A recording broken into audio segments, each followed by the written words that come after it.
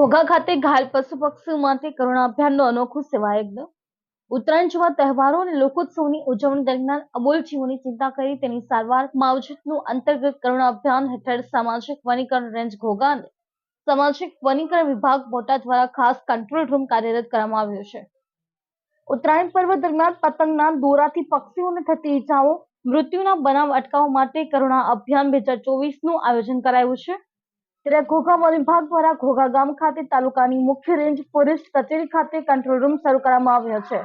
આજરોજ ઘોઘા ખાતે ઉત્તરાયણ પર્વ દરમિયાન કોઈ પણ પક્ષી ઘાયલ કે મૃત્યુ પામેલાનો કેસ આવ્યો ન હતો. Ghogha range forest officer H Vaniya દ્વારા જણાવવામાં આવ્યું હતું કે અભિયાનમાં RFO H Vaniya, KS Joshi વનપાલ વાળુકટ, ડીસી જોશી વનપાલ ઘોઘા, આઈબી જાની વનરક્ષક ઘોઘા, વેમ રાઠોડ વનરક્ષક કરેડા, કેઆઈ પોનોજ વનરક્ષક વાળુકટ, ઘોઘા વેટરનિટી ટીમ તેમજ પ્લેટન બ્લુ એનજીઓ સ્ટાફ સહિતના લોકો જોડાયા હતા.